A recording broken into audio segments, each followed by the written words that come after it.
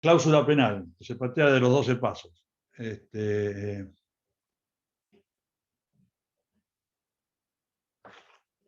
Como verán, a mí me gusta el fútbol, ¿no?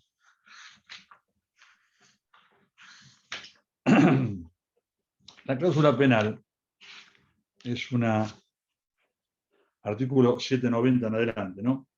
Está definida. Se fija, para asegurar el cumplimiento de una obligación, ¿no? Una persona se sujeta a esa cláusula, a una pena o multa, ya sea por retardo o por no ejecutar la obligación, ¿no? Tiene dos funciones de aliento. Alienta a cumplir en tiempo y alienta a cumplir bien. ¿Por qué digo alienta a cumplir en tiempo? Usando un lenguaje diplomático. Porque se puede establecer una cláusula penal moratoria estipulando una multa por cada día o semana de retardo en el cumplimiento de la obligación, ¿no? Pues esa es la cláusula penal moratoria. O se puede establecer una multa que satisfaga o que indemnice el incumplimiento definitivo de la obligación, ¿no? Si se mide el resarcimiento antes de que se produzca el daño. Si hay daño, tal va a ser el resarcimiento. Le ayuda al acreedor a no tener que andar demostrando, ¿no? Entonces, es un incentivo para la conducta debida por el deudor, como es para el cumplimiento específico de la obligación. Y una función indemnizatoria mediante la cual fija de antemano el monto de los daños resarcidos, ¿no? Esta es la famosa cláusula penal, el artículo 790. ¿Sí? Se discutió mucho el objeto que tenía que tener la cláusula penal. Hoy está en el 791, dice con toda precisión, dice, puede tener por objeto el pago de una suma de dinero o cualquier otra prestación que pueda ser objeto de las obligaciones. Acá también confunde prestación con objeto, una vez más, pero no importa. Cualquier otra prestación que pueda ser objeto de las obligaciones, ¿no? Es decir, ya no es solo dinero, sino otro tipo de cosas, ¿no? Y también sea en beneficio del acreedor o de un tercero, ¿no? Entonces, es una obligación accesoria que con bastante amplitud puede ser de dinero o de otros bienes, ¿no? El deudor que no cumple la obligación en el tiempo convenido debe la pena, si no prueba la causa extraña que supone que suprime una relación causal, ¿no? Ahí podemos tener esa causa y a nexo causal y a interrupción del nexo causal.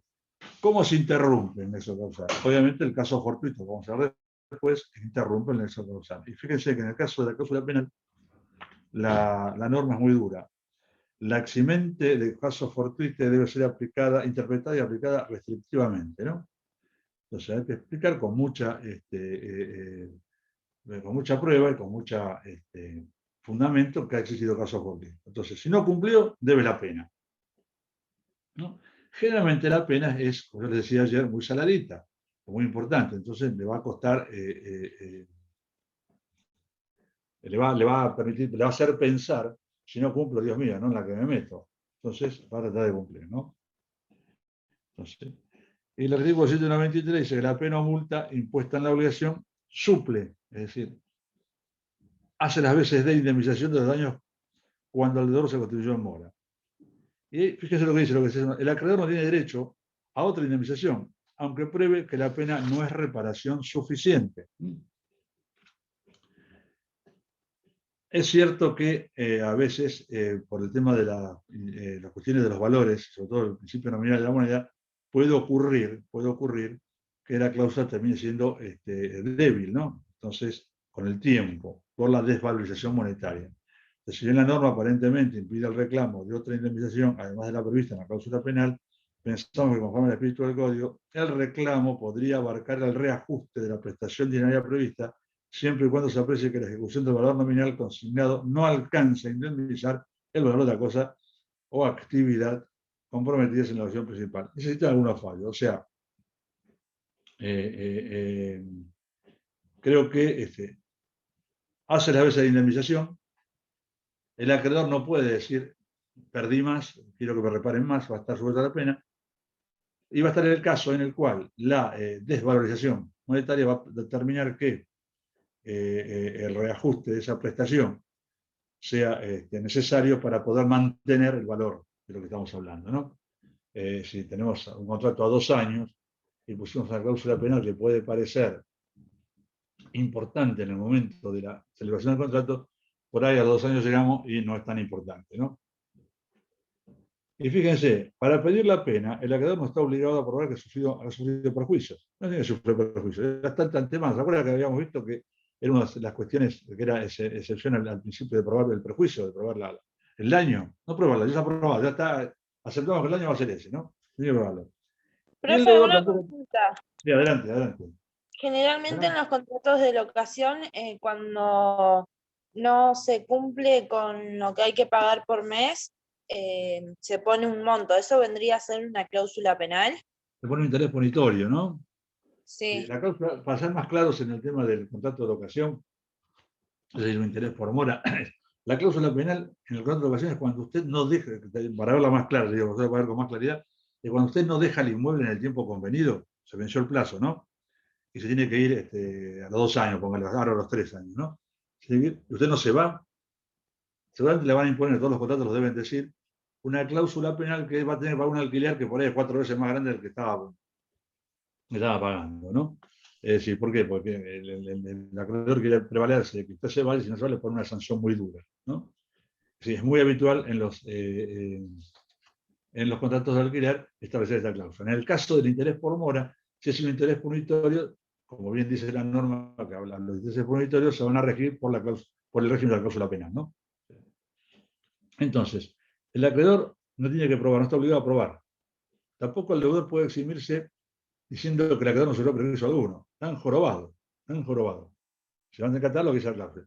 Por supuesto que siempre hay un límite a esto, ¿no? Hay un límite que tiene que ver con una noción de justicia, ¿no? Y que dio a esta simplificación probatoria, ¿no? Que dice, bueno, el acreedor no debe probar, ni el deudor puede eximirse, diciendo que el acreedor no le pasó nada, ¿no? De hecho, en la realidad jurídica, yo muchas veces he invocado que en realidad, como no le cae, sobre todo en la cláusula penal moratoria, me toca a veces analizar contratos que tienen que ver con algunas prestaciones tecnológicas de largo alcance, entonces el tema del plazo es fundamental, ¿no? O se incorpora una obra civil determinada. Entonces, dice, mire, no me cobre la cláusula penal, la multa por demora, porque a usted la verdad que no le pasó nada, ¿no?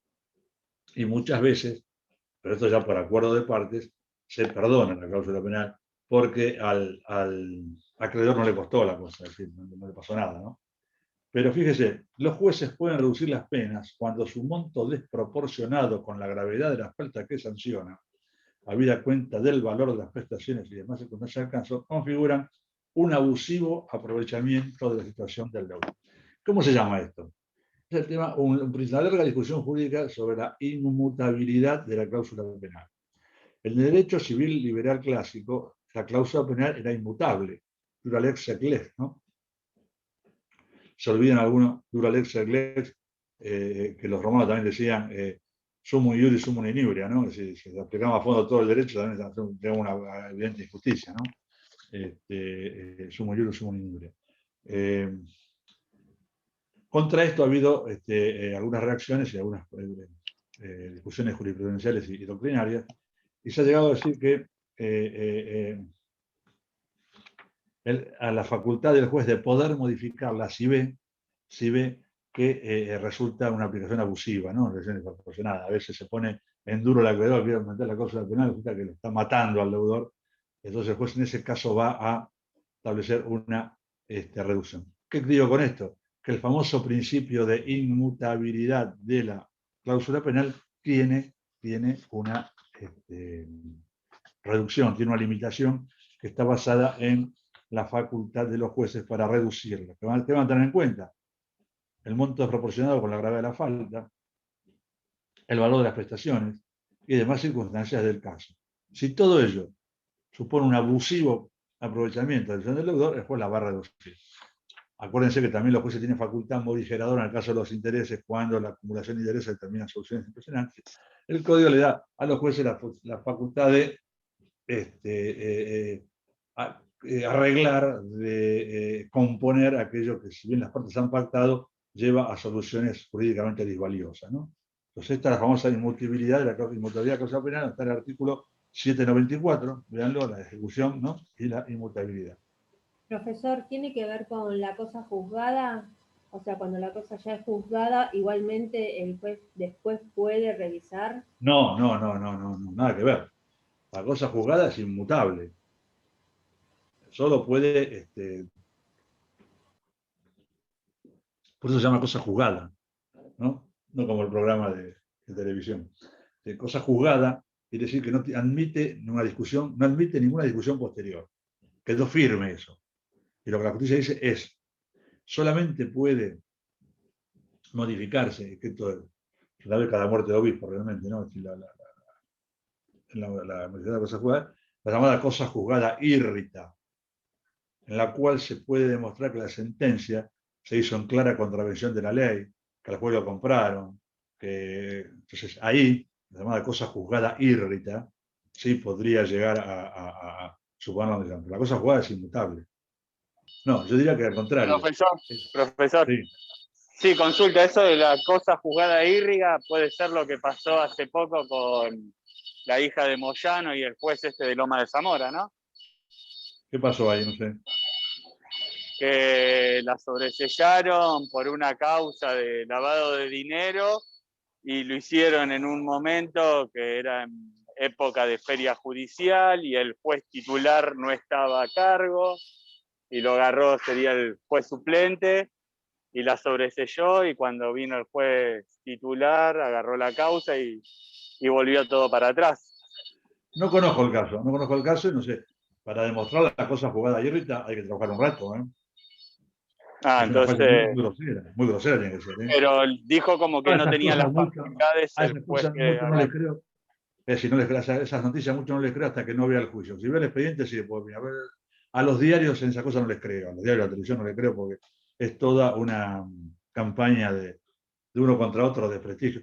Por supuesto, es posible que haya sido, ¿eh? No digo que no haya sido. Digo, quisiera ver el juicio, a ver exactamente qué pasó, ¿no? En esos casos, cuando los periodistas comentan juicios, yo no le doy bolilla, ¿eh?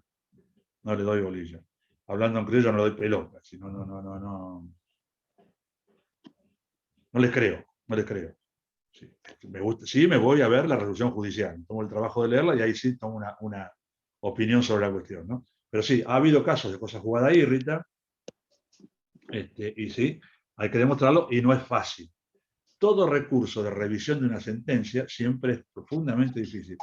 En el recurso de revisión en sede penal hay que traer al muerto vivo, hay que traer al condenado por homicidio, que bueno, en ese momento no estaba en Buenos Aires, estaba en Capurtala, ¿no? Entonces, son cosas muy potentes tienen que ser para demostrar. O sea, es posible que en este caso que usted menciona haya cosa jugada írrita. Hay casos en que se ha invocado la cosa jugada írrita. Tenga presente para ver la dificultad, es como subir a la Concagua, ¿no? No es fácil. Hay que trabajar mucho y demostrarlo, ¿no? En general, las resoluciones judiciales no son barbaridades. En algunos casos sí. En algunos casos sí. Pero volviendo a lo que decía la compañera, ¿no? No, la inmutabilidad de la cláusula penal, o sea, el límite a la inmutabilidad, no tiene nada que ver con la cosa juzgada. La cosa juzgada en general es absolutamente inmutable. Solamente puede modificarse demostrando la cosa juzgada írrita, ¿no? Pero precisamente el concepto de cosa juzgada es que no discutimos más. ¿No ves? Y esto es así, no hay más discusión. Es decir, no hay más apelación, no hay más. Es un caso muy curioso, planteado por un amigo que se peleó con otro amigo, y yo defiendo a uno de los dos amigos, ¿no? Que es el más amigo mío, que le ganamos en primera instancia, le ganamos en segunda instancia, le ganamos en la Corte, y contra el recurso de la Corte presentó un recurso de reposición, que es que la Corte diga que lo que dijo no es así, ¿no? El recurso de reposición en general procede contra cuestiones de mero trámite, ¿no? Es decir, que el juez tiene que decir, uy, me equivoqué, cambio. Rechazaron el recurso de reposición y ahora interpuso un recurso de aclaratoria contra el recurso de reposición. Fíjese, sí, con tal de mantener vivo el tema, ¿no? Y seguir escorchando y molestando, la Corte lo va a sacar a patadas realmente, ¿no? Pero sigue metiéndole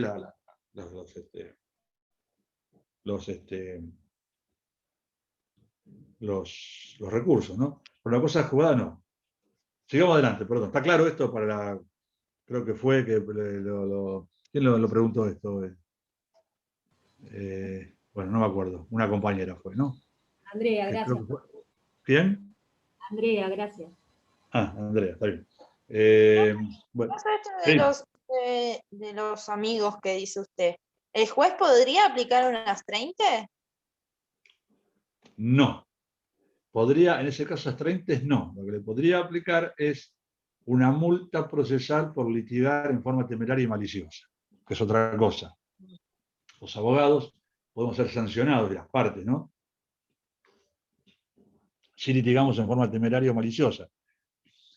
Algún banco me lo ha pedido a mí alguna vez. Nunca lo logran. Siempre he demostrado que no era temerario o malicioso. Yo siempre lo pedía la aplicación del derecho. Pero algún banco enojado me lo pidió. Gracias a Dios, vengo invicto hasta ahora. Sí, lo que sí puede aplicar el juez es temeridad y malicia, ¿no? Si está litigando por litigar, está molestando, está hinchando, la verdad que no hay ninguna razón ya por litigar y sigue litigando, ¿no? Eso sí le puede ser aplicado. Sí, el artículo 195 habla de las obligaciones de hacer. En las obligaciones de no hacer, perdón, no hacer, el deudor incurre en la pena desde el momento en que ejecuta el acto al cual se obligó a abstenerse. Obviamente es una aplicación del régimen de la mora automática, ¿no? Una obligación de no hacer. Hice, obviamente ejecuta la pena, ¿no? Y acá vienen un par de opciones, en el artículo 196 y 197. El deudor puede eximirse de cumplir la obligación con el pago de la pena únicamente si se reservó expresamente este derecho. Es decir, ¿qué nos trae? El juez va a tener esta elección, va a tener que establecerse, en el contrato, ¿no? O sea, el deudor dice, bueno, no cumplo la obligación, pago la pena, pero expresamente establecer el derecho. Y el acreedor no puede pedir el cumplimiento de la obligación y la pena, sino una de las dos cosas, a su arbitrio. O dame la obligación o dame la pena. A menos que haya estipulado la pena por el simple retardo. El simple estimado. Cláusula penal moratoria, me debes la obligación y el retardo, ¿no? O que es lo más habitual, establecer este tipo de cosas. O que sea estipulado que por el pago de la pena no se entienda extinguida la obligación principal. Especialmente lo dice, y entonces puede reclamar las dos cosas, ¿no?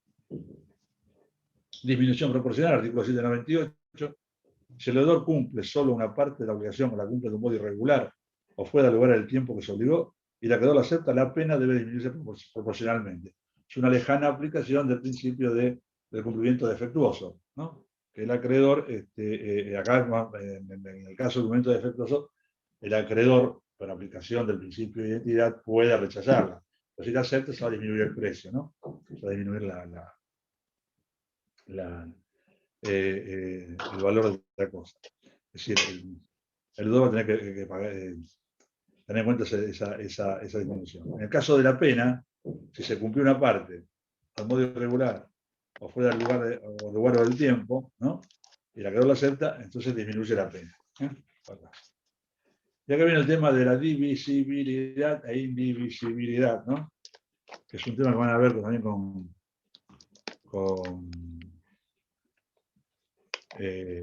Isabel en Civil Comercial 2, obligaciones divisibles o indivisibles. Sepan para caminar que la indivisibilidad en el Código Civil argentino es una cuestión material. Sí, todo bien puede dividirse siempre que la división sea posible materialmente y susceptible de valor económico. Ejemplo, el azúcar. El azúcar, yo puedo dividirla en sobrecitos de 6 gramos que me dan en el bar para poder endulzar el café, ¿no?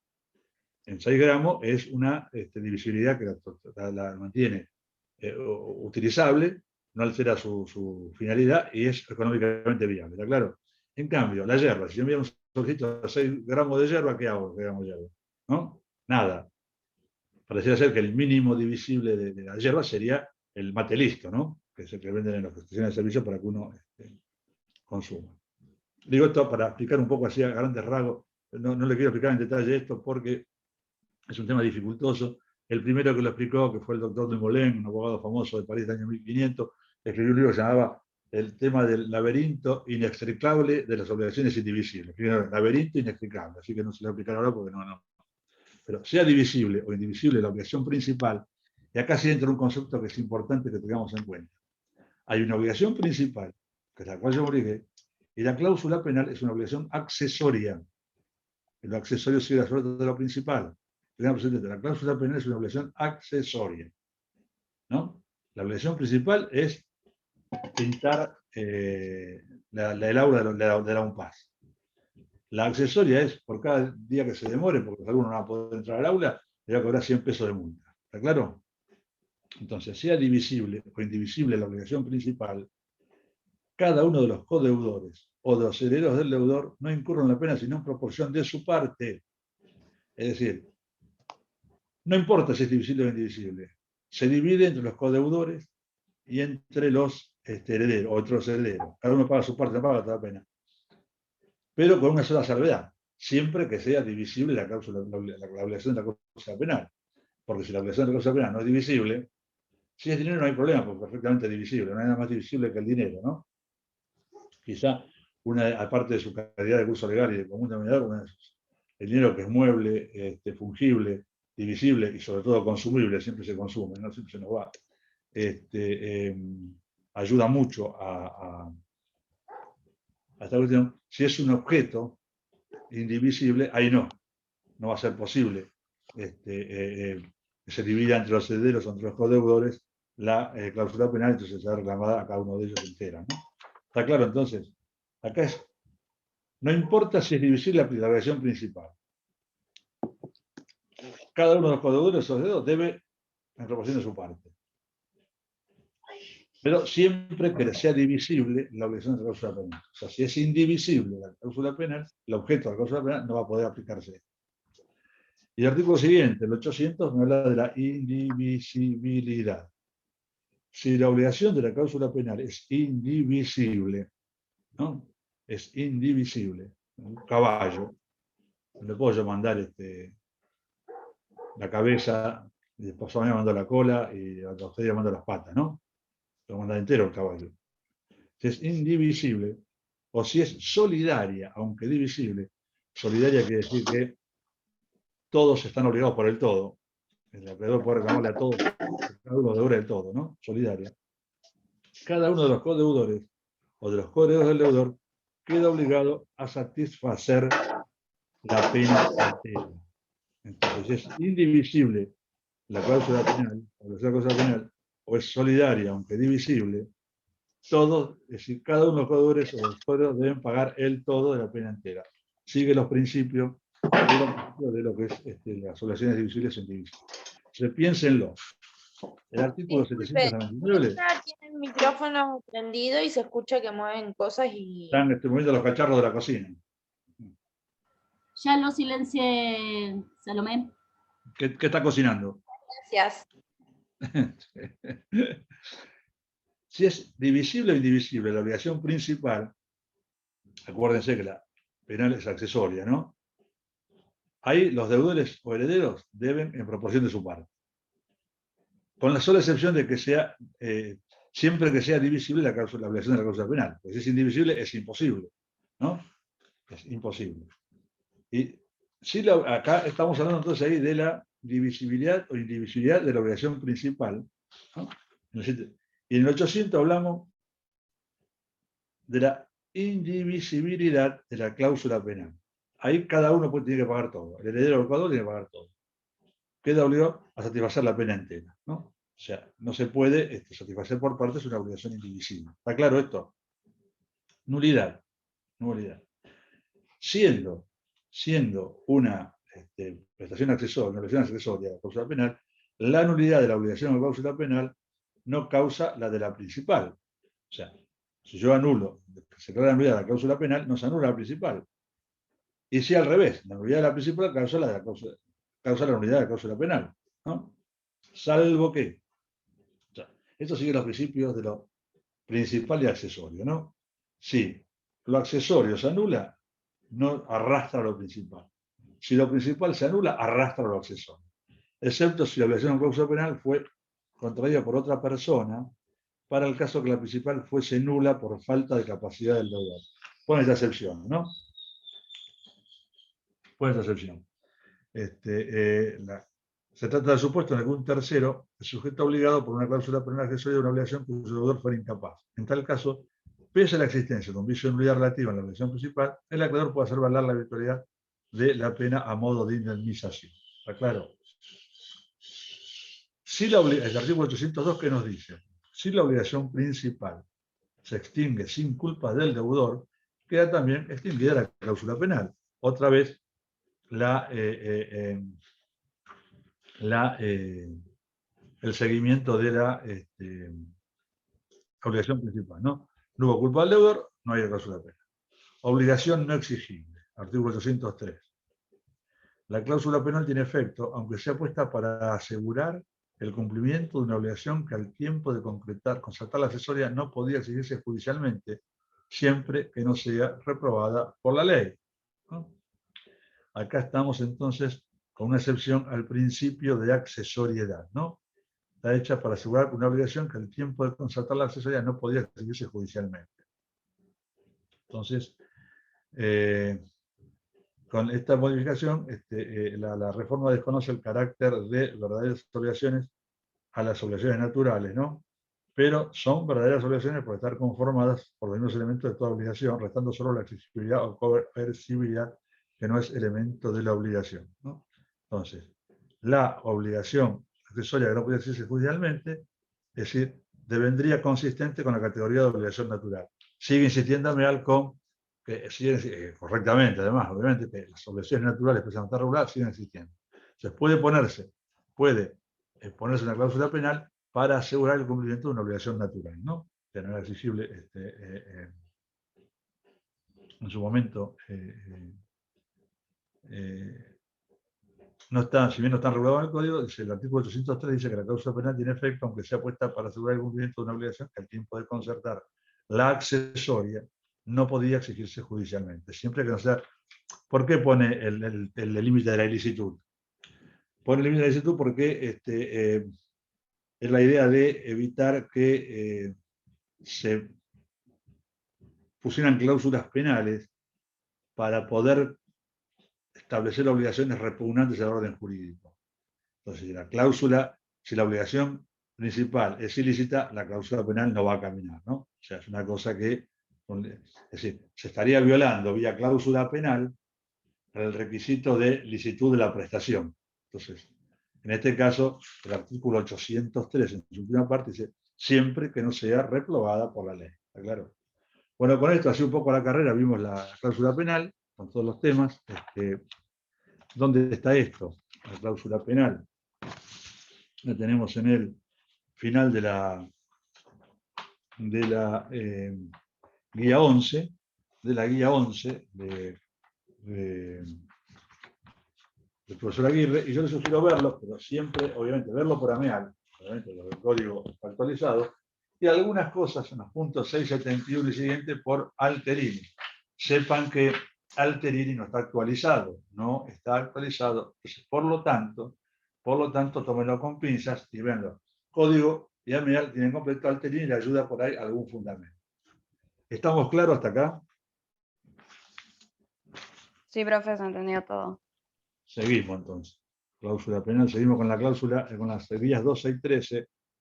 De la 13 ya, la última ya vimos teoría en revisión, después en la última media hora vamos a ver el caso fortuito y ahora vamos a ver el tema de el resguardo del patrimonio, ¿no? Resguardo del patrimonio, a ver qué tenemos que ver, resguardo del patrimonio, ¿no? Resguardo del crédito como activo, ¿no?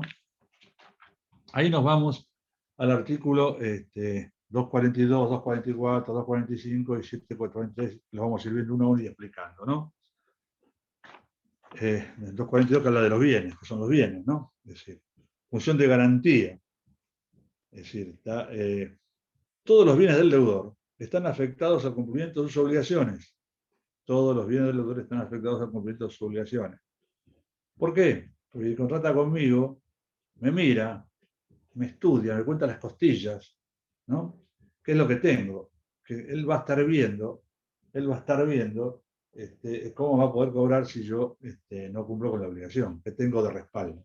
Entonces, todos mis bienes, por eso cuando ustedes van al banco, van por ejemplo, a Frade, a veces le piden, no alcanza el recibo de sueldo, tráiganme un garante, qué otros bienes hay, ¿no? Ponen una serie de condiciones para poder acceder al crédito, ¿no? O sea, usted responde con los bienes y no alcanzan los bienes o no le gusta como decía una vez un presidente de un banco, amigo mío encima, ¿no? Cual yo, amigo y que pensaba puede ser parecido, que discutíamos sobre el tema de los préstamos de la gente que yo representaba en ese momento, productores agropecuarios, ¿no? Me dice, yo no te miro a vos, me dice, yo miro la garantía que tenés. Si la garantía es buena, te voy a cobrar hasta el último peso, te voy a matar. Si no te da garantía, te cobro lo que puedo. Esa es la idea del banquero, ¿no? No hay garantía, te cobro lo que puedo. Entonces, todos los bienes del deudor están afectados al cumplimiento de sus obligaciones y constituye la garantía común de los acreedores, con excepción de aquellos que este código o leyes especiales declaren inembargables, ¿no? Los patrimonios especiales, fideicomisos, por ejemplo, autorizados por la ley, solo tienen por garantía los bienes que los integran. Se limita y la garantía van a ser esos bienes, ¿no? Y después tenemos el tema de la vivienda, que se puede ser afectada como ley, como bien de familia, ¿no? Que se escribe en el registro de la propiedad. Esto del bien de familia sirve para el futuro, no garantiza las deudas anteriores, es decir, no excluye las deudas anteriores. Si yo tengo un montón de deudas y hoy inscribo como bien de familia mi vivienda familiar, las deudas anteriores no van a estar afectadas por eso y van a poder ejecutar la casa. Solamente van a poder estar excluidas, no van a poder hacerlo las deudas que contraiga a partir de ahora.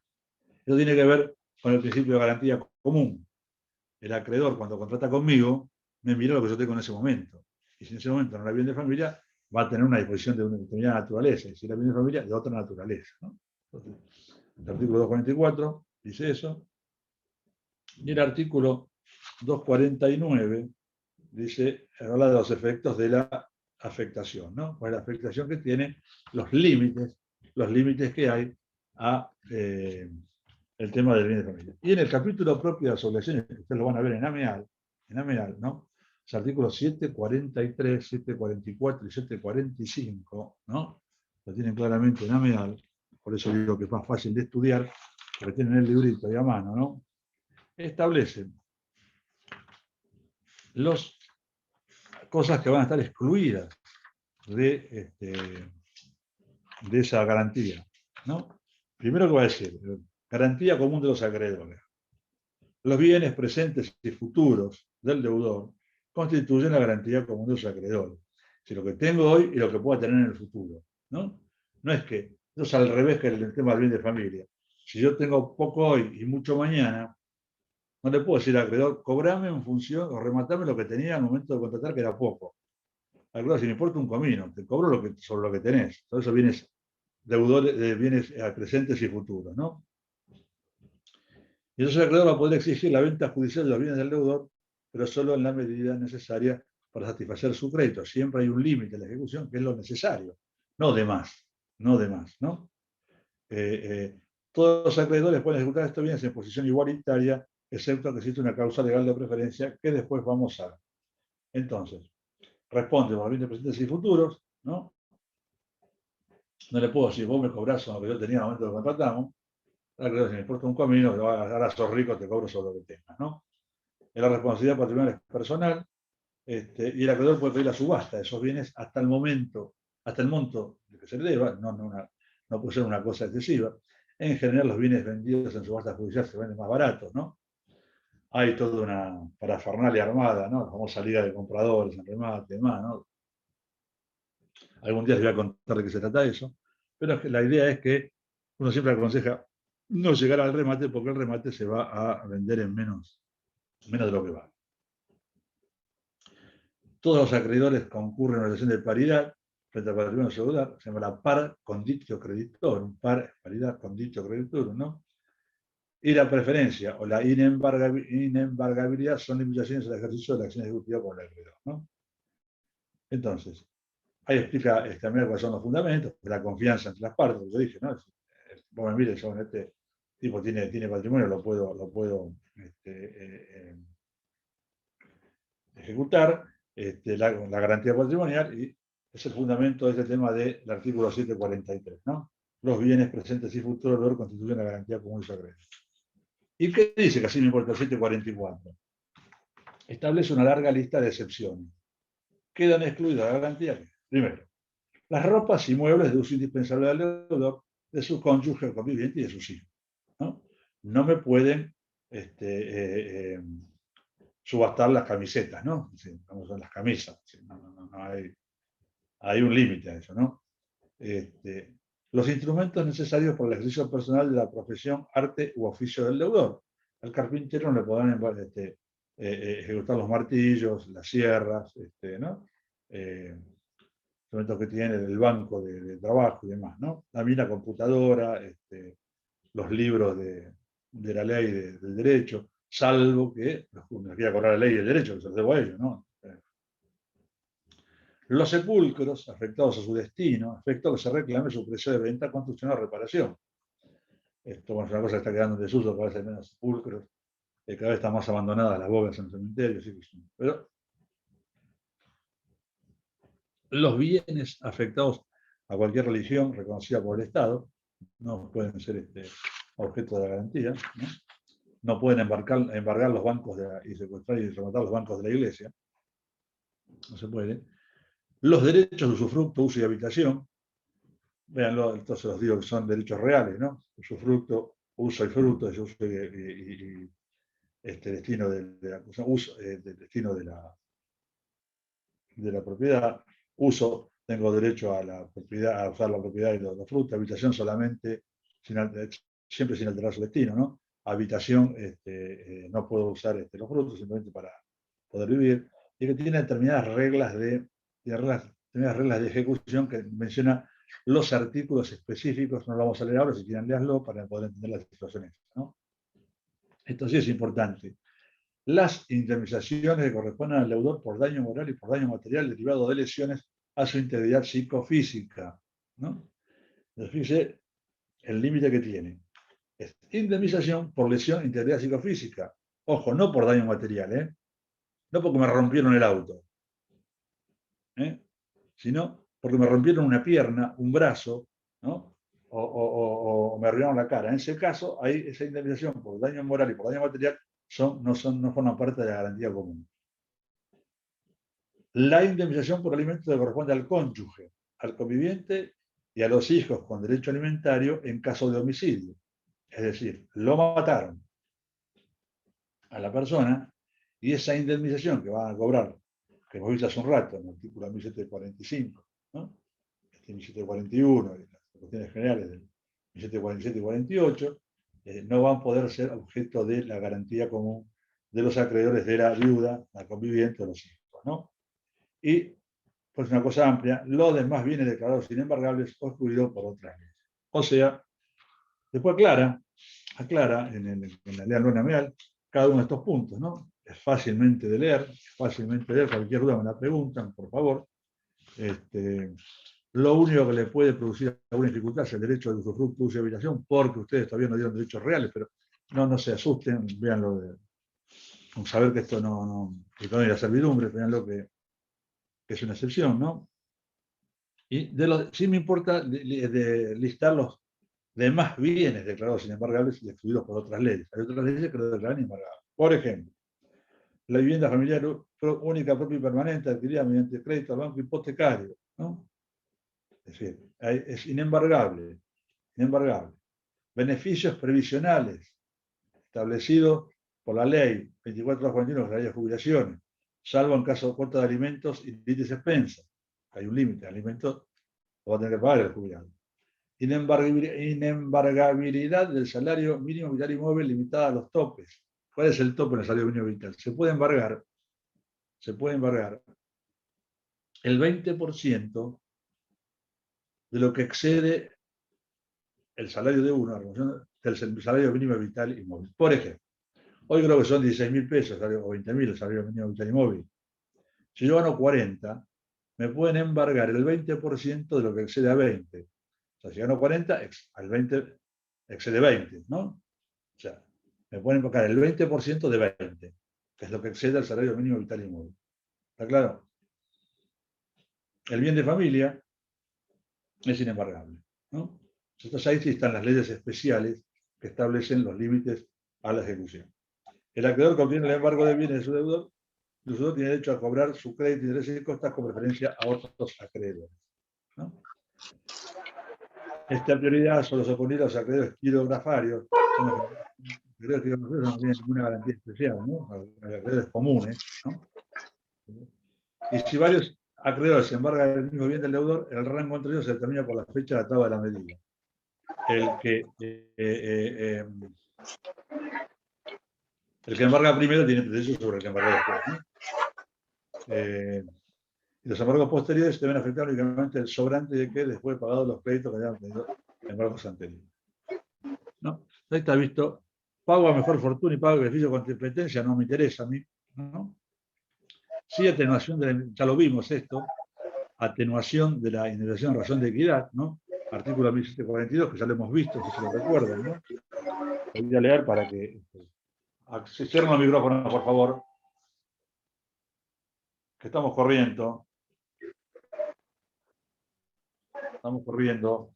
1742. El juez, al fijar la indemnización, puede atenuarla si es equitativo. ¿Y qué va a tomar en cuenta? El patrimonio del deudor, la situación personal de la víctima. No es lo mismo que la víctima sea una persona sin recursos que sea Rockefeller, ¿no? No es lo mismo. Eso a tener en cuenta. Y las circunstancias del hecho, ¿no? ¿Cuándo no se aplica esa facultad? Cuando hay dolo. Otra vez, castigamos al dolo con justa razón, ¿no? El dolo afuera. Pero existe esta atenuación de las pautas son esas, ¿no? Patrimonio del deudor, situación personal de la víctima y circunstancias del hecho. Y si hay dolo, no se aplica esto, ¿no? Entonces, la acción subrogatoria la vimos ayer, recuerdan, ¿no? ¿Sí o no? ¿Se acuerda cuando yo puedo hacerle juicio al deudor de mi deudor? Cuando mi deudor es Sí, remiso, profe. tengo que llamarlo al deudor. Ahí tienen el código, lo mismo, tienen en la amial, está claro. Veamos brevemente la acción de simulación y la acción revocatoria, para después pasar ya en el fin de la clase al caso fortuito y terminamos la materia después de esta maratón, ¿no? De esta maratón, la cual yo voy a terminar como el soldado de maratón. Soldado de maratón, en la guerra contra los persas, en la batalla de Maratón, se libró más o menos a 40 kilómetros de Atenas. Y para comunicar la victoria griega, un soldado corrió 42 kilómetros, por eso la maratón hoy en la Olímpica de 42 kilómetros, ¿no? Cuando llegó, informó que habían ganado y cayó muerto después, ¿no? Así que yo no voy a terminar por lo menos agotado. Entonces, acción de simulación. Nos vamos al principio. Ustedes lo han visto, seguramente la simulación en hechos y actos jurídicos, ¿no? ¿Vieron o no vieron? Sí, simulación, fraude, Está, muy bien. Simulación, fraude, ¿no? acción ilícita, simulación lícita, ¿No? Inoponibilidad, fraude, toda la historia esta nulidad. Bueno. La simulación es una es propia de la naturaleza humana, ¿no? Que todos simulamos todos los días. Hay simulaciones lícitas, ¿no? Es decir, que yo sonría al albañil de mi vecino que me muele el martillazo todo el día, es una simulación lícita, ¿no? Es decir, no le puedo tirar un martillo por la cabeza. Entonces lo saludo con una sonrisa, ¿qué tal? ¿Cómo le va? ¿Qué dice? ¿No? Por ahí por dentro yo tengo una bronca que vuelo, ¿no? Pero bueno, en el caso jurídico, recordemos que tiene lugar la simulación cuando se encubre el carácter jurídico de un acto bajo la apariencia de otro, ¿no? Digo que vendo y estoy regalando, ¿no? Estoy donando. O el acto contiene cláusulas que no son sinceras. Digo una tasa de interés, pero no es esa la tasa de interés. O hechos que no son verdaderos. O hechos que no son verdaderos, ¿no? O cuando por él se constituyen o tramiten derechos a personas interpuestas, ¿no? Es decir, le estamos le dando el bien a Carlitos, pero en realidad hacemos figurar, ¿no? A Josecito. Que no son aquellas para que en realidad se constituyen o se tramiten. Artículo 333 del Código Civil y Comercial, ¿no? La simulación puede ser lícita o ilícita. O absoluta es cuando encubre totalmente, relativa cuando encubre una parte del acto, ¿no?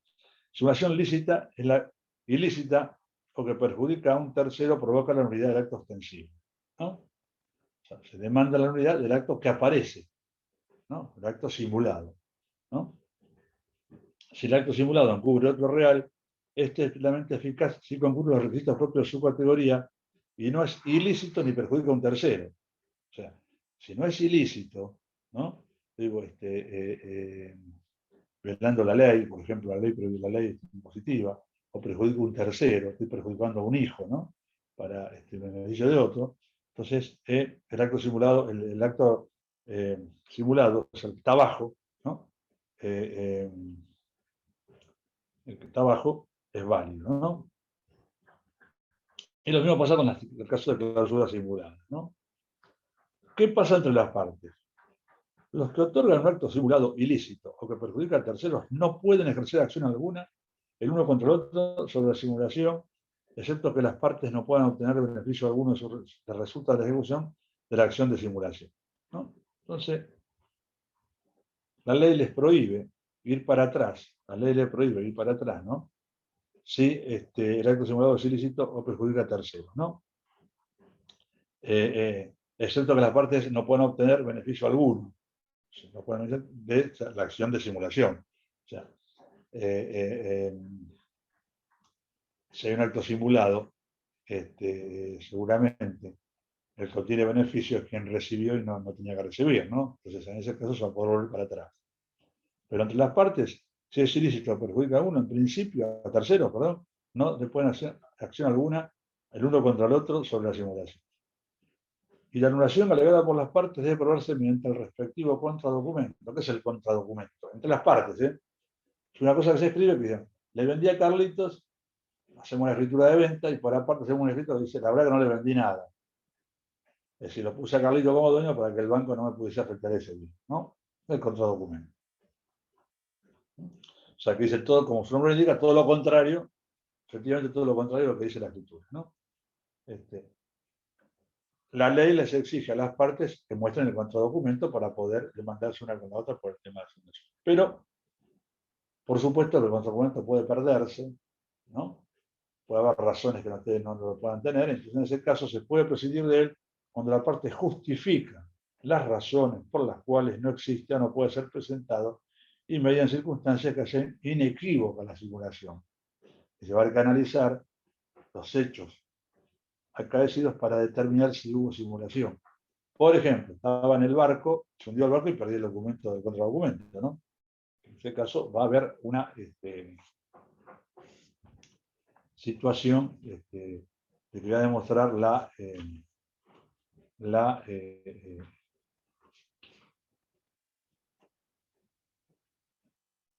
pérdida del contradocumento, ¿no? Entonces, la acción de simulación la tienen explicada, véanla por favor con la guía de Aguirre y con el código nuevo, en los artículos, en los puntos 168 siguientes de anterior, ¿no? La simulación es absoluta, es el código cuando se lee un acto jurídico que nada tiene de real, y relativa cuando se emplean para dar a un acto jurídico una apariencia que oculta su verdadero carácter. No tiene de real nada, y otra cuando se oculta el verdadero carácter, ¿no? Acuérdense que es lícita si no perjudica a terceros, que no tiene un fin ilícito, ¿no? Entonces, esto se define por contrario lo que define como ilícita. Es la ilícita es que perjudica a un tercero, o que es ilícita porque un tercero provoca la nulidad de acto ostensible, ¿no? Entonces, cuando esto no ocurre, la simulación es lícita. Entre las partes, en principio, no va a poder reclamarse nada, salvo que alguien demuestre que no pueda obtener ventaja al servicio alguno, ¿no? Por ejercicio de la acción de simulación, si no perjudicamos a nadie, no podemos un tercero, no existe, entonces podrán reclamarse. La ley les va a exigir que exhiban el contradocumento, ¿no? Que es donde dicen efectivamente la realidad. El contradocumento siempre se mantiene en secreto, ¿ven? No se publica en el diario, ¿no? Se mantiene en secreto, salvo que se puede prescindir de ese contradocumento si se demuestra que hay unas razones que se explican, se justifican, las razones no se exhiben y surge inequívoca la simulación. Ahora, cuando veamos la acción de tercero, vamos a ver cuáles son aquellos elementos que indican que hay una simulación, ¿no?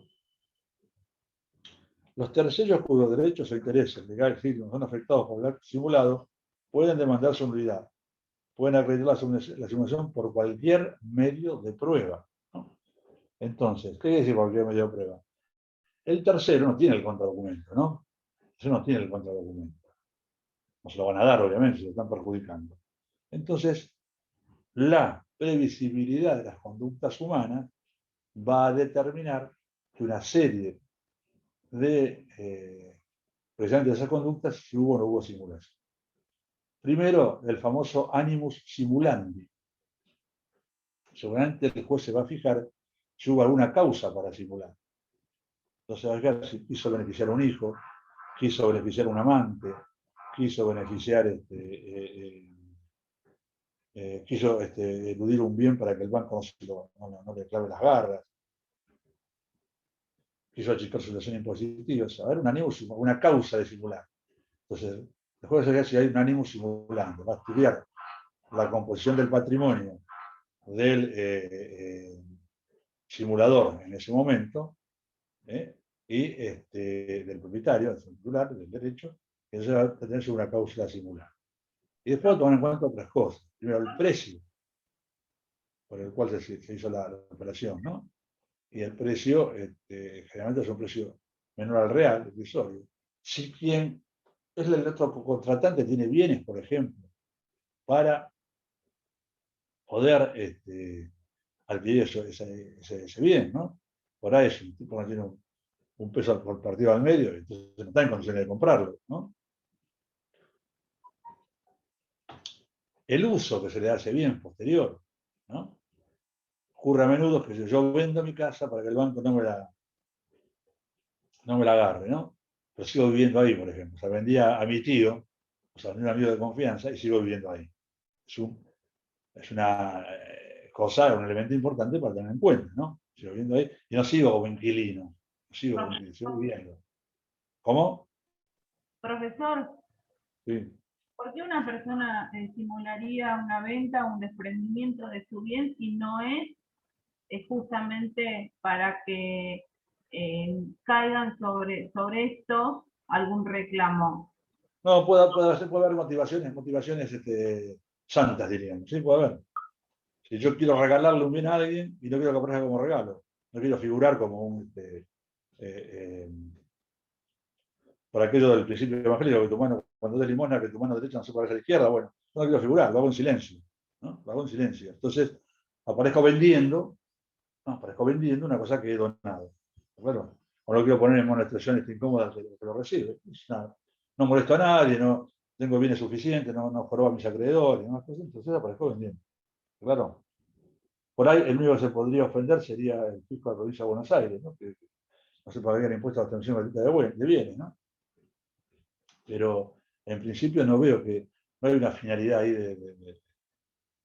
si lo hago en la capital federal, que no existe ese impuesto, no molesto a nadie. No molesto a nadie. Y lo hago para no figurar, ¿no?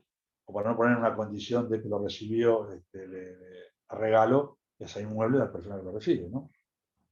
Esto puede ocurrir, es perfectamente listo y no molesta a nadie. O sea, hay circunstancias que permiten simular sin, se simula sin generar ningún daño, ningún perjuicio a nadie, ¿no? Lo que importa es los efectos frente a terceros. Obviamente hay terceros que van a tener, pueden llegar a adquirir esos bienes que se transfieren simuladamente, ¿no? Entonces, la simulación no puede oponerse a los acreedores del adquirente simulado que de buena fe hayan ejecutado los bienes comprendidos en el acto. Yo le vendo simuladamente a mi primo, ¿no? Y aparece un acreedor, ¿no? Del adquirente simulado, que ejecuta ese bien, de buena fe, no sabe que se compró simulado. ¿Está claro? Ya se escucha a mi primo, yo quiero salvar el bien del banco tal, resulta que mi primo estaba endeudado con el banco cual. El banco cual lo ejecuta, se lo lleva, se lleva el monte, el importe correspondiente, y lo hace de buena fe, no sabe que fue simulado. Entonces, no puede oponerse a sus acreedores, ¿no? Si no puede hacer un juicio de simulación para decir, vuelva todo para atrás y devuélvame el bien, ¿no? La acción del acreedor contra su adquirente de los derechos obtenidos por el acto impugnado solo procede si adquirió por título gratuito o si es cómplice en la simulación, ¿no? Es decir, el subadquirente le adquirió, ¿no? Le compró al adquirente bajo título simulado, ¿no? Un tercero que compra, ¿no? Es decir, procede si lo recibió a título gratuito, ¿no? O sea, el acreedor perjudicado, porque se recibió a título gratuito, o si es cómplice, sabía, el tercero, el subadquirente también sabía que era simulado. Si logra demostrar la mala fe, obviamente la mala fe, se castiga, ¿no? Y el subadquirente de mala fe, y quien contrató de mala fe con el deudor, responden solidariamente. Ahí responden todo por los daños causados al acreedor que ejerció la acción.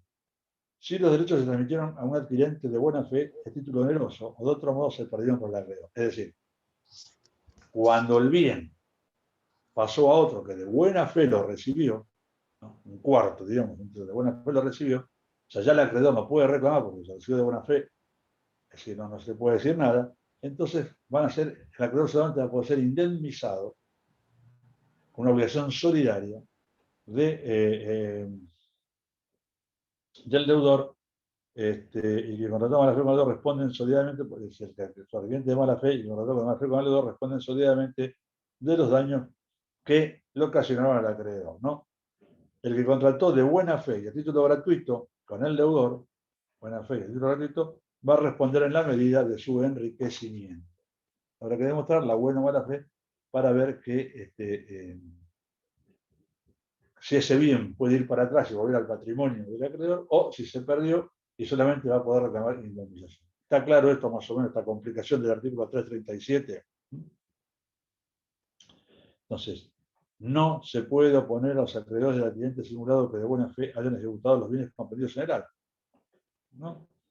Y la acción del acreedor contra sus adquirentes de derechos obtenidos en el acto impugnado solo procede si adquirió por título gratuito o si es cómplice, se supo mala fe.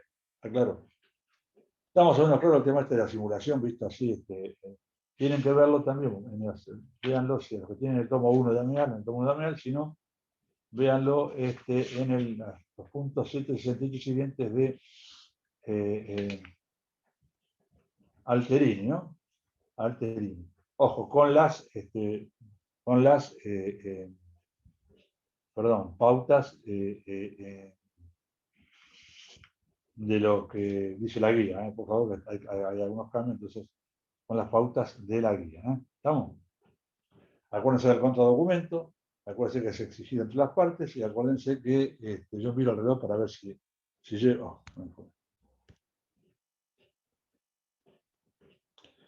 Acuérdense de la amplitud de pruebas que tienen las partes que no son, los terceros, perdón, no son parte de la simulación, ¿no? Se pueden probar de 1000 maneras diferentes, ¿no? Si consiguen el contradocumento, mejor. Fraude. La acción de declaración de inoponibilidad. Todo acreedor puede solicitar la declaración de inoponibilidad, es decir, no son oponibles a él. Ese acto para él no vale, ¿no?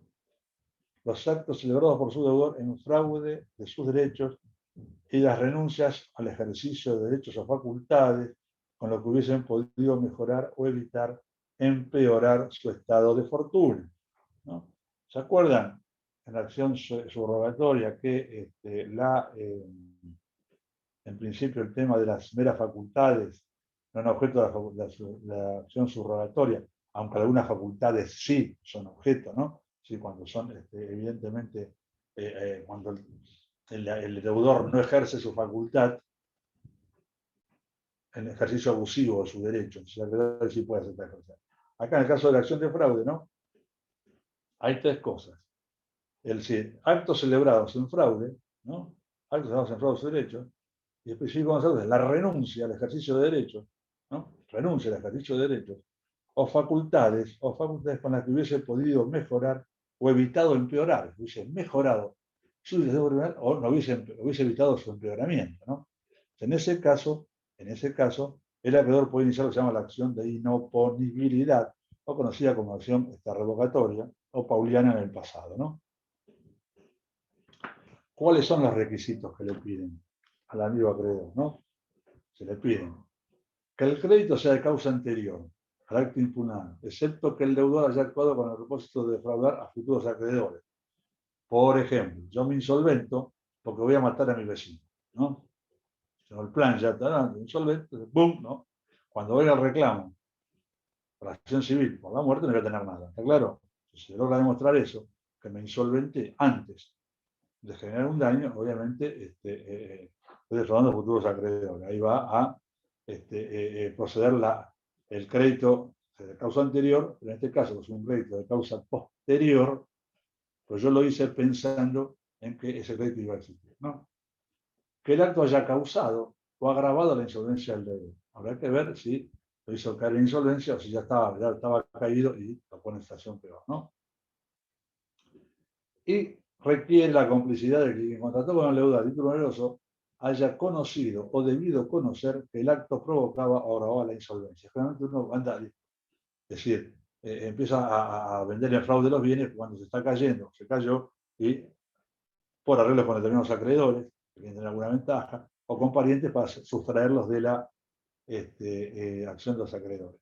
Esto ocurre mucho en las quiebras, por eso el síndico muchas veces interpone acciones de revocatoria de nulidad sobre actos de disposición que ha hecho el quebrado concursado durante el periodo de sospecha. El periodo de sospecha es un periodo anterior a la que donde está sospechado que pudo haber ocultado bienes, alargado bienes para poder sacarlos de esa cuestión. Tiene que ser, profesor, ¿tiene que ser anterior o puede ser después? Créditos de sí, salvo que usted esté pensando en un futuro acreedor y entonces se insolventa para después defraudar, ¿está claro?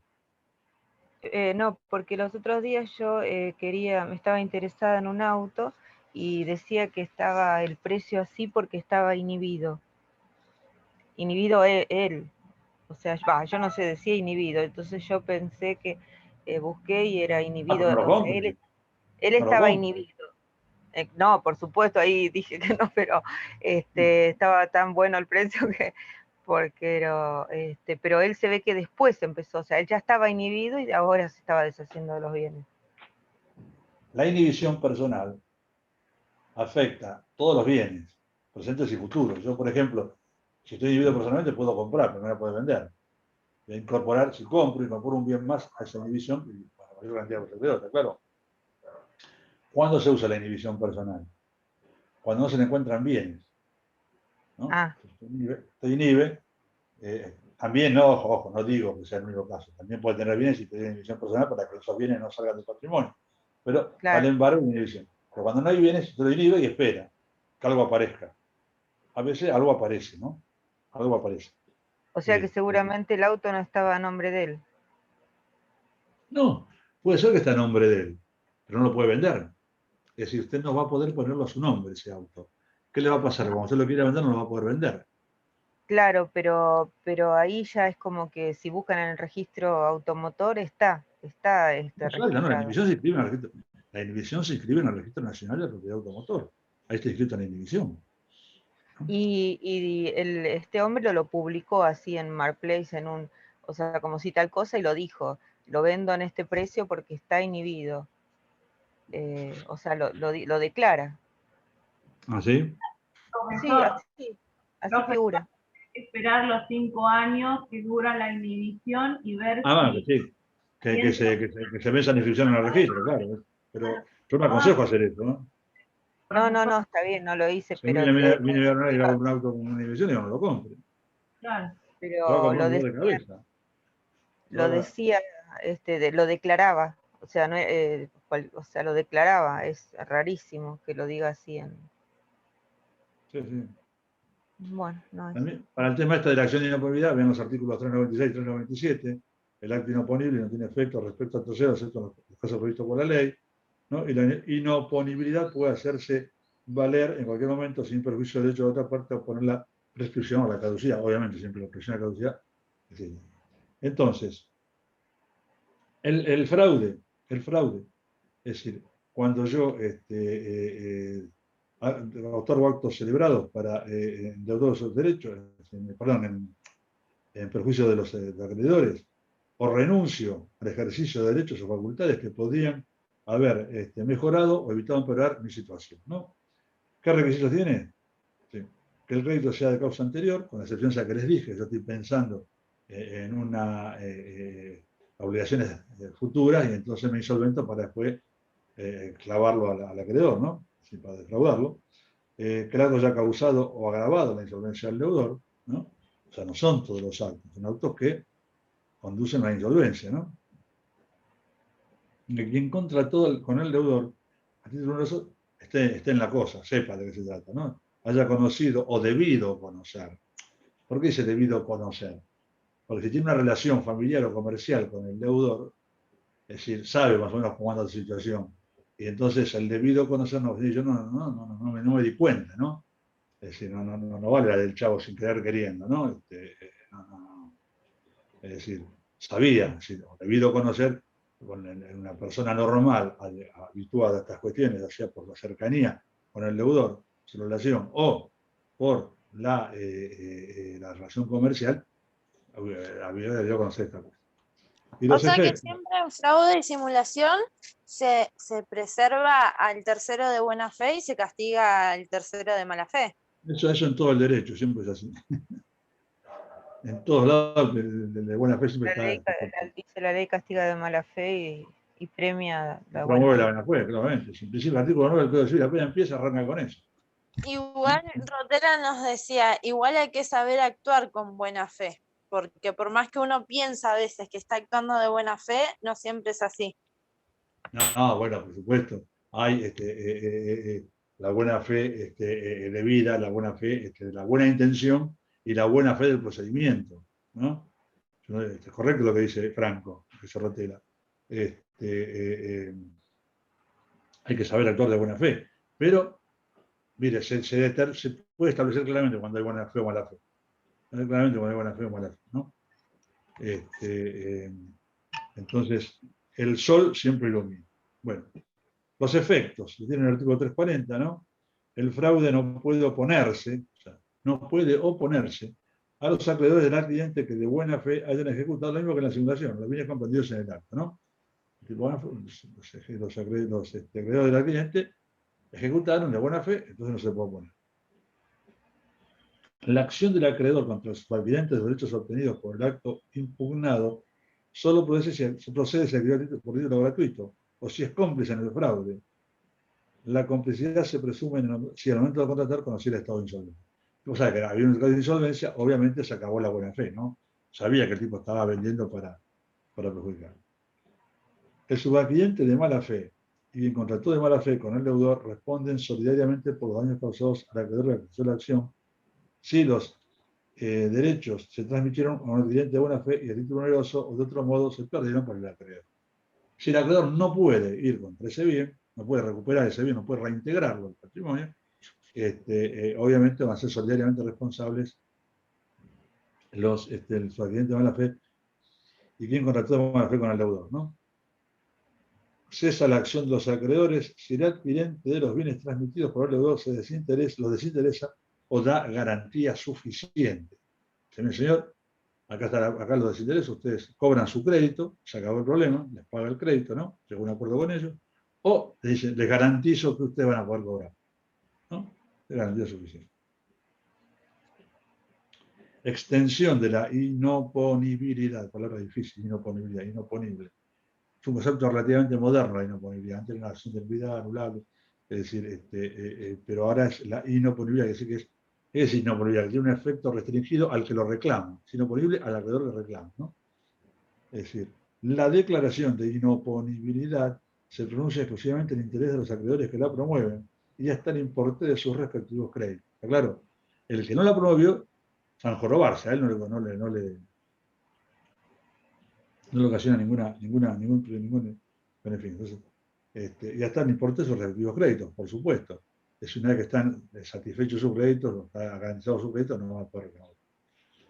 Con esto está el tema de acción de simulación y acción de inoponibilidad, y yo diría que está vista la guía número 12.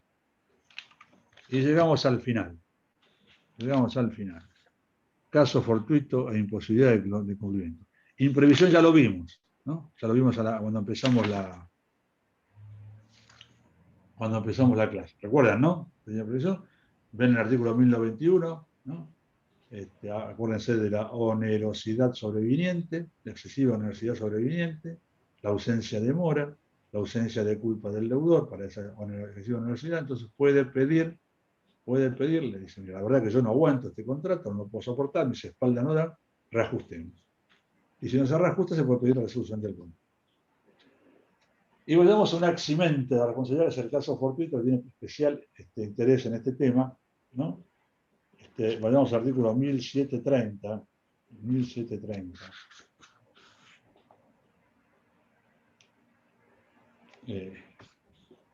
Que habla del caso fortuito, fuerza mayor, que los efectos jurídicos son lo mismo. Siempre se ha discutido sobre los mismos casos fortuitos, fuerza mayor.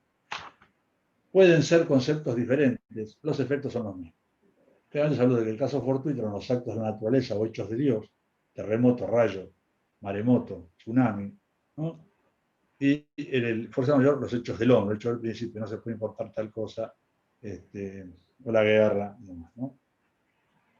Entonces, caso fortuito, artículo 1730, el caso fortuito o fuerza mayor. Se considera caso fortuito o fuerza mayor, caso fortuito, fuerza mayor, ¿no? Al hecho que no ha podido ser previsto, o que habiendo sido previsto, no ha podido ser evitado. Es decir, el hecho imprevisible, no ha podido ser previsto, ¿no? O que, no habiendo sido previsto, no ha podido ser evitado. Guarda con lo que no habiendo sido previsto, porque si habiendo sido previsto puede ser evitado, no hay fuerza mayor, ¿no? Guarda que la previsión, no vimos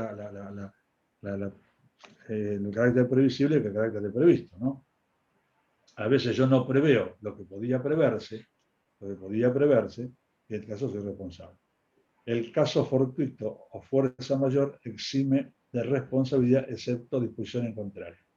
Y dice, este código emplea los términos caso fortuito y fuerza mayor como sinónimos. Terminamos con la discusión, ¿no? Terminamos con la discusión de... Profe, en el caso, por ejemplo, un caso fortuito, si yo soy agricultora, tengo un cultivo y yo sé que puede, no sé, haber una lluvia y que se inunde mi campo. ¿Vendría a ser un hecho previsto, pero inevitable? Hay que ver, estamos discutiendo casualmente un caso muy importante en una central eléctrica, ¿no? Si la lluvia es normal o anormal, ¿no? La compañía de mercado valorista de televisión me dice que sí, la lluvia era normal, que no tenía por qué demorarse la obra, ¿no? Yo digo que era anormal, que sí, que no. Hay que ver, en ese caso particular, si esa lluvia, que obteniendo era una lluvia que estaba dentro de la situación climatológica normal de ese lugar, o no. Pasó el año pasado que a un montón de gente que trabajaba con el campo se le inundó los cultivos, se le murieron los animales y no era una lluvia normal o razonable a esa época. Y se demuestra que es imprevista, ¿no? Es decir, que es imprevisible e irresistible, ¿no? La característica de caso fortuito, va a ser caso fortuito, si no, no. Hay un ejemplo más claro, que es el tema del delta. En el delta siempre hay inundaciones, relativamente normales, ¿no? Las inundaciones normales del delta no pueden invocarse como caso fortuito, porque es previsible que va a ocurrir. En determinada época del año, generalmente en mayo, crece el agua, vienen las lluvias del norte de Brasil, sube el Paraná, sube el Uruguay, sube el del delta, ¿no? Solamente se van a poder conceptuar como caso fortuito, aquellas que exceden lo normal de la inundación que se han visto en los años anteriores, que claro, son extraordinariamente anormales, ¿no? ¿Por qué? Porque, ¿cuáles son los requisitos del caso fortuito? Sí, primero, la imprevisibilidad, ¿no? Sí, debe ser imprevisible. Si resulta imposible de prever, uno piensa que no va a suceder, ¿no? No va a suceder. Obviamente, en materia de contractual se tiene en cuenta al momento del hecho dañoso y en materia contractual al momento de hacer la obligación, ¿no? Sí. La previsibilidad es la diligencia que exige la obligación. ¿Se acuerdan? La diligencia debida. O sea, no cualquier cosa es imprevisible, ¿no? varias situaciones de cuestión que no sé, es decir, lo imprevisible es distinto de lo imprevisto. Imprevisto es lo que no se previó, efectivamente. Entonces, quien que no previó debía preverlo, guarda que corre en culpa, ¿no?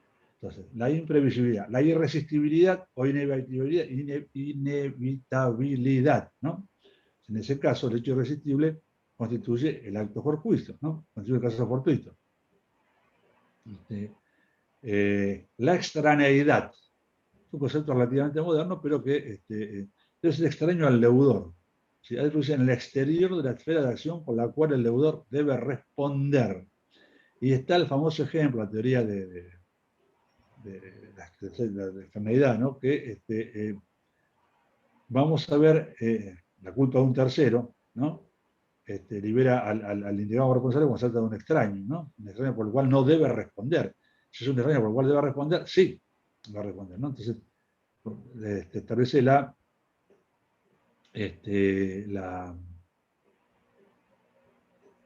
exigencia de caso fortuito. O no debe responder a culpa del deudor, pues habla de extraneidad. Por ejemplo, la caldera que revienta puede deberse, no voy a poder invocar, no pude entregar porque reventó la caldera, bla, bla, bla.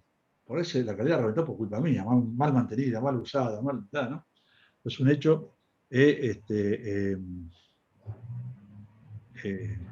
propio de mi actividad y yo me comporté culpablemente. Entonces, imprevisibilidad, irresistibilidad, extraneidad, ajeno al deudor, Perdón, actualidad. profesor, Sí. puede ser un caso, porque no me cierra algunas cosas. Por ejemplo, yo estoy en un auto y vio cómo están ahora las cosas, ¿no? Que uno está el sol ahora y se larga una lluvia. Yo estoy con el auto manejando y se larga una tormenta de piedras y en ese momento que estoy manejando me rompe el parabrisas, por ejemplo, ¿no? Una piedra me rompe el parabrisas. O puede suceder que tiren una piedra y rompan el parabrisas. Y yo en ese momento, como se rompió, o no sé, o casi Pero no se atropelló rompe, se astilla, queda bien. todo blanco. Claro, entonces Ojalá puede se rompiera. chocar, puede producir ¿Sí? un daño. ¿Yo soy responsable por esto que pasó? Y yo voy a invocar el caso fortuito, una lluvia repentina. Cayó una piedra. A mí me pasó, ¿eh? No me pasó por lluvia, me pasó por piedra volando en la Panamericana un día yendo a Pilar. Sí. ¿Y por qué? Le digo por qué, porque lo viví. Y porque venía fuerte. Yo en general no soy tan rápido, ¿no? Venía fuerte ese día. Algunos amigos me cargan porque a veces voy a 60, ¿no? Como gran velocidad. No, a 60 no, pero yo en la ruta no manejo rápido. El fin de pase 90, 100, ¿no? Y me quedó todo blanco de golpe. ¿Sabes qué desesperación? Usted no ve nada. Sí, O sea, ya lo sé, blanco. por eso. Y fui despacito, lo cual tuve suerte, despacito lo fui frenando y lo acomodé sobre la banquina, ¿no? Pero en el caso de que yo le Pero yo provoque puedo invocar, sí, el caso fortuito de la fuerza mayor. Y creo que lo puedo demostrar. Creo que lo puedo demostrar. pero Porque la entonces no única se cosa que a usted necesita le queda es pegar responsabilidad. una piña al parabrisas y romperlo, pero en ese momento usted viene a 110, 110 como más, en lugar habilitado para eso, ¿no? Me pasó también en Córdoba, un día, estos son casos que se ocurren, ¿no? Yo venía de una lluvia violentísima y un camino que une Río Segundo con Altagracia, ¿no? Si uno va al Valle de Calamuchita, le evita entrar a una ciudad de Coja. Cuando de Río Segundo a Altagracia llovió 500 millones de milímetros en 5 minutos, ¿no? Había que ir a paso de hombre, cosa que yo hice al momento para no tener, además una ruta de muchos camiones, ¿no? Fui a paso de hombre, eran unos 80 kilómetros, hasta que llegué a Altagracia. Cuando llegué a Altagracia, paró la lluvia. Le dije a mi señora, uy, qué suerte, ahora vamos a General Belgrano a casa de unos amigos. Pero qué suerte, le digo, ahora tenemos unos kilómetros de tranquilidad, vamos por la ruta paseando, vemos los árboles, ya de noche, ya las gotas de los árboles, con las luces cayendo sobre la noche, un espectáculo idílico. ¿Para qué dije eso? 7 kilómetros antes de General Belgrano, vino una tormenta de piedras, pero no tormenta, no podía ver a 1 milímetro. La ley de Murphy. Es tal cual. En ruta de más de mano y contramano. Bueno, pude, encima, fíjese, no solo de piedra, me metí, salí de la ruta para guarecerme y fui a parar abajo de un árbol. Lugar no indicado cuando hay rayos. Claro. No indicado. Entonces le dijeron, bueno, obviamente depende de Dios, así que digamos, acá moverse no se puede. Dios dirá, Dios proveerá, ¿no? Por suerte proveyó que los rayos no cayeran arriba del auto. Y siempre provee bien Dios. Y fueron 5 minutos de locura, y no vi nada. Y si hubiese tenido un choque ahí, hubiese alegado el caso fortuito, porque fue tan violenta la caída, tan inesperada, tan que no hubo tiempo de decir aguabá, ¿no? Que me quedé ciego, Lo más gracioso fue que estaba a 8 kilómetros de General Belgrano. Cuando llego, mis queridos amigos, me tuvieron amigos, che, ¿llovió en el camino? Decime a mí. Ahí no había pasado nada. No había pasado nada. Pero y si se prueba, o sea, no tiene responsabilidad, no respondo. Si yo genero un daño, por ejemplo, yo podría haber roto la tranquera del lugar donde fui, porque la forma de salir violentamente de la ruta, ¿no? Podría haber roto la tranquera. Le hubiese dicho al dueño de la tranquera, mire, me accidentó por caso fortuito, por eso mayor, ¿no? ¿Verdad que? ¿No? Pero ahí también estaba previniendo un daño mayor. Porque al salir de la ruta. Salir de la ruta ahí hay que ver. Porque me salí de contramano. Con poca visibilidad, con el granizo y todo, puede generar un daño mayor si hay un auto, una persona que esté caminando bajo el granizo, pero. Al lado mío había otro auto parado, porque lo podía haber llevado puesto. Otro auto parado. En fin, son circunstancias de hecho que después tendrá que merituar, ¿no? El tema de esta cuestión. Entonces dijimos, imprevisibilidad, irresistibilidad, extraneidad, actualidad, ¿no? Debe tener incidencia actual, ¿no? Por ejemplo, ya el ejemplo que da Alterín, si la cosa cierta vendida se pierde por un hecho fortuito antes de fecha prevista para la entrega, el vendedor queda liberado de su obligación, ¿no? Porque el hecho provoca el incumplimiento, aunque este se consume, aunque el incumplimiento sea posterior, ¿no? Es decir, se perdió la cosa en febrero, la tenían que entregar en abril, ¿no? No hay. Entonces, no pueden tenerse en cuenta hechos anteriores o futuros, ¿no? Cuando hablamos de futuro tiene un límite, puede ser inminente, un hecho inminente puede ser un caso fortuito, ¿no? Es decir, el aviso de tsunami, puede ser, se viene el hecho inminente, puede ocurrir, ¿no? Sobreviniente, es decir, sobreviniente, ¿sí? En derecho contractual debe ser posterior al nacimiento de la obligación, después de, ¿no? Porque si ya la obligación era imposible de cumplir al momento de nacer la obligación, es ridículo pensar que se va a cumplir, ¿no? Entonces tiene sobreviniente e insuperable. Entonces, estos solo tienen en el punto 837 de la Alterín, leanlo, tienen todas las cuestiones del caso fortuito, son las características, los requisitos del caso fortuito, para que esto ocurra. Después hay una cuestión sobre la generalidad o no, no es necesario que sea general, que abarque a gran cantidad de personas, mucho número intermedio de personas, puede ser que abarque, si abarca el caso, si el rayo cayó arriba de mi carpintería y yo no pude entregarle las sillas a la UNPAS, que me había pagado el anticipo de toda la prestación, el rayo cayó arriba de mi carpintería, ¿no? No cayó, no jorobó toda la manzana, me jorobó a mí. Bueno, evidentemente es no sé si esa es Generalmente las cláusulas que se ponen en los contratos es, obviamente, los ejemplos de actos que pueden ser caso fortuito o fuerza mayor. Por ejemplo, tengo un contrato, estamos discutiendo que, fíjese, antes de la pandemia, que establecía el tema de las epidemias, que las epidemias eran causal de fuerza mayor, ¿no? Está discutiendo si esta pandemia eso no es fuerza mayor, ¿no? Es decir, los casos fortuitos. Que determina, no cabe duda que en los tiempos que hubo aislamiento social obligatorio, no, a mí no me cabe duda que era fuerza mayor porque no se podía trabajar. Mi gente no podía trabajar, no tenía acceso a la fábrica, así que voy a producir una cosa que la gente no puede. Pero en ese entonces, ¿qué vendría a ser? ¿Caso fortuito o fuerza mayor? No interesa. Yo digo caso fortuito, pero puede ser. En general, casos fortuitos son los hechos de naturaleza, llamamos actos de Dios, ¿no? Claro, porque es lo fuerza mismo mayor que hecho los del hombre. incendios en Córdoba. Si bien la zona tiene riesgos de incendio, los incendios empezaron, lo empezó el hombre, digamos. Bueno, pero para el vecino, que por ahí tenían que entregar las vacas y se le quemaron, pobrecitas, es un caso fortuito para el vecino, ¿no?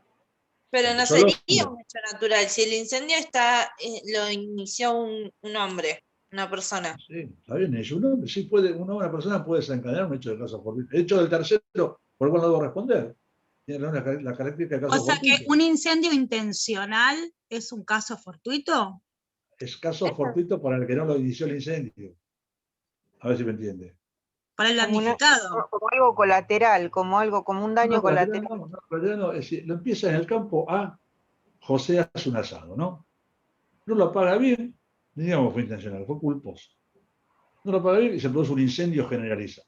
Estamos en plena sequía, hay vientos, calor del verano y entra a propagarse el incendio. El campo D, que está a 8 kilómetros, para él es caso fortuito, ¿está claro? El campo C, que está a 6 kilómetros, para él es caso fortuito. Claro, no, yo pensaba con respecto a los incendios de Córdoba que, bueno, si fueron intencionales, se dice, no por un asado, o sea, no fue un No, no. accidente. Claro, No, no, pero no. no. Puede Claro, haber pero un yo hecho- ahí no lo caracterizaba como caso fortuito, sino como fuerza mayor. No, bueno, O sea, como ahora son sinónimos, a mí no me preocupa. Ah. No me preocupa. Ahora son sinónimos, entonces sí. Son sinónimos. Dice el código claramente. Dice el último párrafo del 730 son sinónimos, ¿no? Entonces ahí tenemos los. Entonces, después habla el artículo 1732, vamos a hablar junto de la imposibilidad de cumplir. Entonces, ¿se acuerdan? Entonces, ahí tienen los puntos que le marqué de Alterini y todas las características del caso fortuito o fuerza mayor, ¿no? Para que pueda ser invocable, ¿no? Es una de las eximentes de la responsabilidad, ¿no? Y se exige en muchas situaciones el factor objetivo de atribución, que es el caso fortuito, tener las características del caso fortuito, ¿no? Es decir, estar hecho de un tercero por el cual yo no debo responder. Se metió un tercero que rompe el nexo causal. Y la verdad que si tiene la característica de caso fortuito, y voy a tener la liberación de responsabilidad, ¿no? A ver, ¿qué le podría decir? A ver, un tercero que yo no debo responder. Es el que se llevó mi auto. ¿No? Es un desastre. Pasó por el jardín de infantes y se llevó puesto 4 pibes, ¿no? Bueno, perdón por el ejemplo grosero que doy y lamentable. En ese caso, yo no debo responder. Entonces, el artículo 1732 habla de imposibilidad de cumplimiento. El deudor de una obligación queda eximido del cumplimiento y no es responsable si la obligación se ha extinguido por imposibilidad de cumplimiento objetiva y absoluta, no imputable al obligado. Objetiva y absoluta, no imputable al obligado. Se murió la vaca. Se murió la vaca. No la puedo entregar. Entonces quedó eximida la obligación. Se murió la vaca. Pero no fue por culpa mía, ¿eh? No se murió porque se murió, ¿no? La existencia de esa imposibilidad debe Murió apreciarse teniendo en calcinada. cuenta. ¿Cómo? Se murió en el caso este de Córdoba, se murió calcinada, supongamos. Claro, se murió la vaca. O sea, la existencia de esa imposibilidad de apreciarse teniendo en cuenta las exigencias, y acá aparece otra vez nuestra vieja amiga buena fe, ¿no? Y la provisión del ejercicio abusivo de los derechos. Siempre van juntas, ¿no? Corren en yuta, buena fe y abusivo, no ejercicio abusivo, ¿no? Una cosa permanente. Yo les quiero que alguno de ustedes alguna vez haga el trabajo práctico de contar cuántas veces aparece el término buena fe en el Código Civil y Comercial. Y entonces, el artículo 733 establece cuándo no se va a poder eximir, ¿no? Aunque haya caso fortuito o imposibilidad de cumplimiento, hay casos en que el deudor no va a poder eximirse de responsabilidad, va a seguir siendo responsable. Entonces, se asumió el cumplimiento, aunque ocurra un caso fortuito o una imposibilidad. Se asume una cláusula específica y yo soy responsable aunque haya caso fortuito o imposibilidad de cumplimiento. Una obligación de garantía que asume él y va a cumplir aunque haya ocurrido eso, ¿no? Como está dentro de las posibilidades de las partes, ¿no? Va a seguir con la obligación. Si una disposición legal resulta que no se libera por caso fortuito o por imposibilidad de cumplimiento, hay excepciones legales donde va a establecer que no hay liberación por caso fortuito, ¿no? Caso fortuito. Entonces, dijimos, el pacto de asumir la responsabilidad, ¿no? La ley reconoce al deudor, y hay casos, ¿no? Es decir, hay casos donde ¿y saben quiénes son los que pueden, va a crear la ley, le va a enchufar el caso fortuito? ¿A quién se imagina usted? A quien de mala fe recibe una cosa en pago, castiga, ¿no? un ejemplo de cómo castiga la mala fe. Recibe una cosa en pago, ¿no?, por los daños que sufra, aun cuando sean causados por casos fortuitos, ¿no? Entonces, ahí está, la mala fe. Yo me agarro una cosa con mala fe, ahí el deudor va a tener que, no va a poder eximirse de la responsabilidad. Aparece otra amiga en el inciso C, si está en mora, a no ser que ésta sea indiferente por la resolución del caso fortuito o de la imposibilidad de cumplimiento, ¿no? Es decir, la mora no desencadenó el caso. ¿Cuál es el principio general? Si yo hubiese cumplido en tiempo, no hubiese agarrado el caso fortuito. ¿Está claro? Entonces hubiese podido cumplir. No puedo decir el deudor moroso que invocar la eximente de caso fortuito. Pero ahí hay una excepción. Si yo demuestro que la mora es indiferente a la resolución del caso fortuito, por ejemplo, decía el Código de Deberes, si los bienes que se perdieron se hubiesen perdido igual en poder del acreedor, ¿no? Si yo tengo que demostrar eso, entonces en ese caso no voy a poder eximirme por caso fortuito. Pero el principio general es que el deudor en mora carga con el caso fortuito, ¿no? Si el caso fortuito o la imposibilidad de cumplimiento sobrevienen por su culpa, se mandó una macana, el deudor no previó adecuadamente, por ejemplo, lo agarró una caso fortuito por su culpa, ahí se va a tener que hacer cargo, ¿no? Si el caso fortuito, y en su caso la imposibilidad de cumplimiento, que de él resulta, constituye una contingencia propia del riesgo de la cosa o la actividad. Habrá que analizar en caso que puede ser una cuestión propia del riesgo de la cosa o de la actividad, ¿no? En ese caso no va a poder,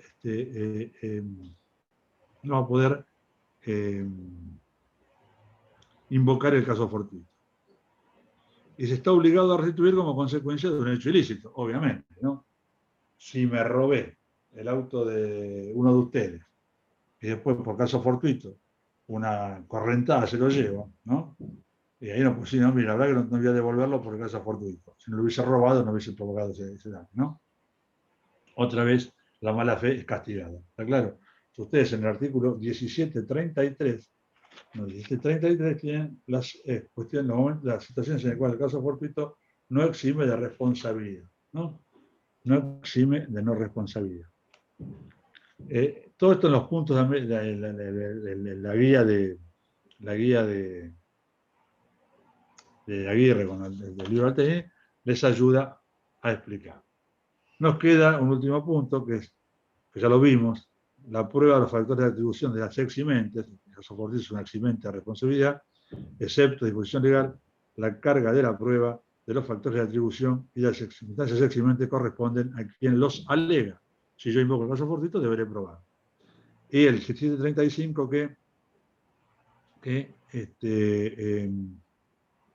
el juez puede establecer el sistema de las cargas dinámicas de la prueba. Con esto terminamos la materia. ¿Qué les digo yo?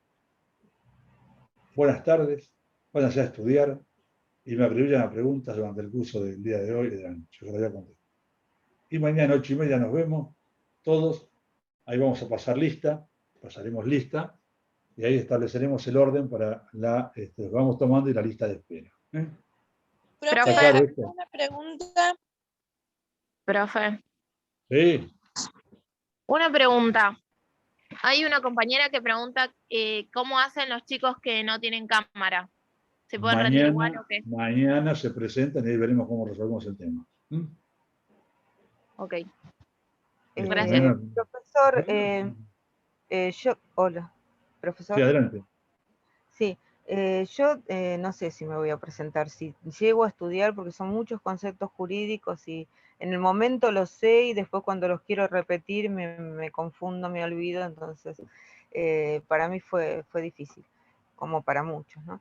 Igualmente, ¿usted me podría, dentro de lo que se va a tomar mañana, decirme para ubicarme yo que estoy estudiando, títulos, o sea, qué es lo que se va a tomar?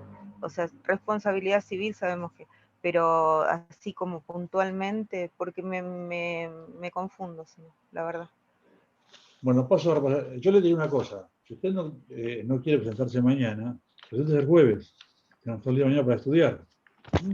Ah, ¿se puede? Porque yo tenía entendido de que no se podía, si no se rinde, no se puede rendir un Nosotros recuperatorio. los recuperatorios los hacemos, venga mañana, se presente y dice, chao, da el presente y viene el jueves. Listo. Ah, ¿Entiendes? bien. Bueno, no ¿Me hay podría ningún- nombrar los temas así como nombró en el primer parcial, así me ubico bien? Bueno.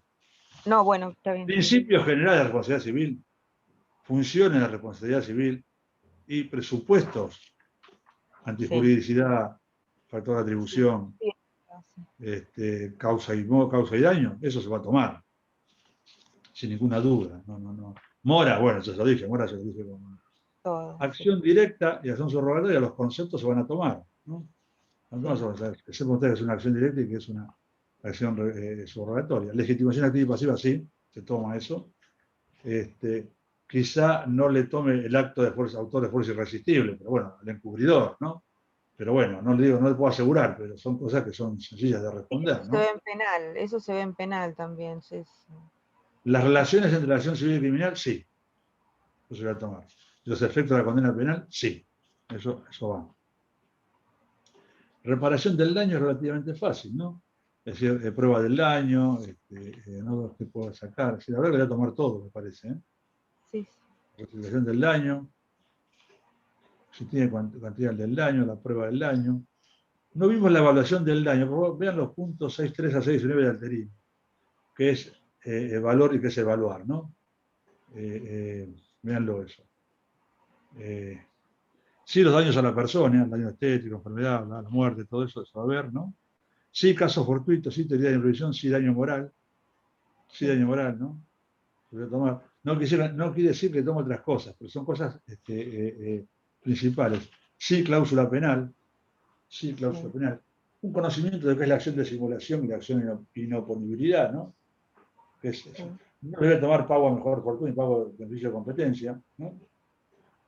Si lo quieren dar, lo pueden dar, no hay problema, ¿no?